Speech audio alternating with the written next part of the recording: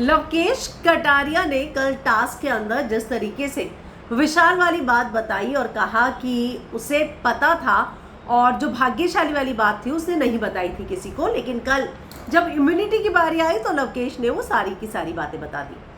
अब यहाँ सवाल ये उठता है कि क्या लवकेश ने खुद को इम्यून करने के लिए ये राज खोल दिया, लेकिन जब बात कृतिका की थी तब उसने ये बातें किसी को नहीं बताई। तो अब इन्हीं सारी बातों पर पायल भड़की है। देखिए लव ने क्यों ऐसा किया और इन सारी चीज़ों को लेकर बहुत सारे सेलिब्रिटी आगे आए थे और विशाल के सपोर्ट में खड़े रहे थे। पायल की बहुत ज़्यादा ट्रोलिंग भी हुई कि उसने जाकर गलत बात कही, जबकि जो बात थी ही नहीं। तो खैर अब एक ओपन लेटर या एक पोस्ट पायल ने शेयर किया है, वो लिखती हैं, आई होप सबने कल का एपिसोड देखा ही होगा। लवकेश को 1 महीने बाद याद आया कि विशाल गलत था जब उसने कृतिका पे कमेंट किया था ये बोलते हुए कि भैया भाग्यशाली है। जब खुद को डिफेंड करना पड़ा और विशाल से लड़ाई हुई तब ये बात याद आई। ऑल्सो पहले जो सेलिब्रिटीज एंड लोग विशाल को सपोर्ट कर रहे थे अब वो कहाँ हैं? अब कोई इस बारे में क्यों नहीं बोल रहा? देखो ये वीडियो और बताओ भाग्यशाली भैया का असली मतलब क्या है।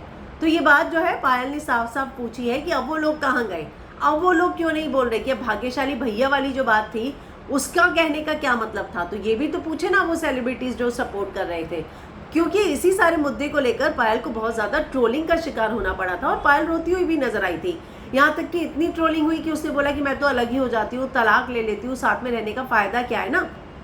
तो अब इन सारी बातों के बाद पायल ने कहा है कि अब वो लोग चुप क्यों हैं? क्या उन लोगों ने कल का एपिसोड नहीं देखा जहाँ लवकेश ने ये सारी बातें कही थी? और अगर देखा है तो अब बताइए अब आपकी राय क्या है।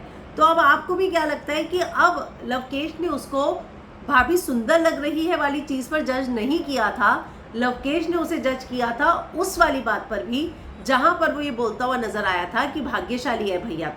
तो अब आप क्या कहेंगे इस पर जो पायल ने पोस्ट किया है कि क्या अभी भी लगता है कि विशाल की इंटेंशन सही थी? आप क्या कहना चाहेंगे?